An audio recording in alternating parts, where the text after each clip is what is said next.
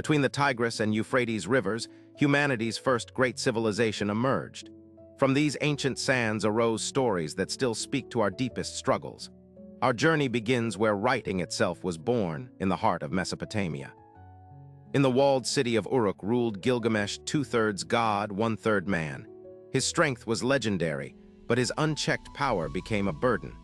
The people cried out for relief from their king's relentless demands. Hearing their pleas, the gods created a wild counterpart.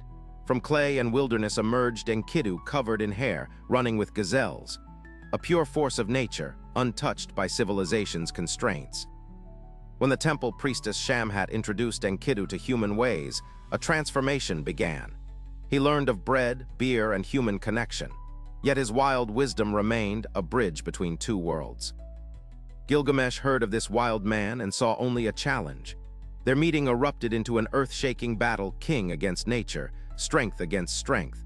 They fought like colliding storms until exhaustion brought clarity. From that struggle emerged something unexpected, profound respect.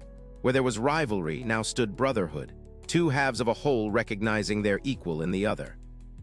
United, they embarked on their greatest quest, to conquer the sacred cedar forest. Their target, the monstrous Humbaba, guardian appointed by the gods. Together they faced fears no mortal should confront. Against the roaring beast, their friendship became their strength. Back to back they fought, their bond turning courage into victory. They returned to Uruk as legends, forever changed by their shared triumph. But the gods saw their victory as defiance. Enlil's judgment fell upon Enkidu, a wasting sickness with no cure. Gilgamesh could only watch as his other half faded away.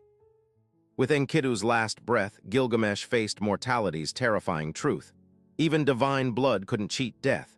His grief became an obsession, to conquer death itself. Gilgamesh journeyed beyond known lands, crossing deadly mountains and endless waters. His quest led him to Utnapishtim, the immortal survivor of the Great Flood. Only he knew death's secret. Utnapishtim recounted the god's cleansing flood, how he built an ark saving life itself.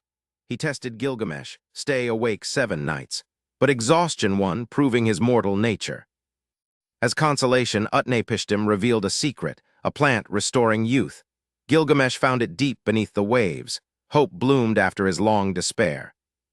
Resting by a pool, a serpent stole the plant as Gilgamesh slept. Watching it shed skin and renew itself, he understood nature's cycle. Some gifts aren't meant for mortals. Returning to Uruk empty-handed, Gilgamesh saw his city anew. These walls he built would endure. His people would remember. True immortality lived in legacy, not endless days. The king who sought eternal life discovered a greater truth. Our immortality lives in what we build, who we inspire, and the wisdom we leave behind. Gilgamesh became the wise steward Uruk needed. 4 millennia later, this first epic still speaks. Our quests mirror Gilgamesh's, finding purpose, facing loss, seeking meaning.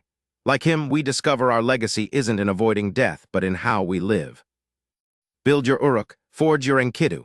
Face your Humbabas. When loss comes, let it teach rather than destroy.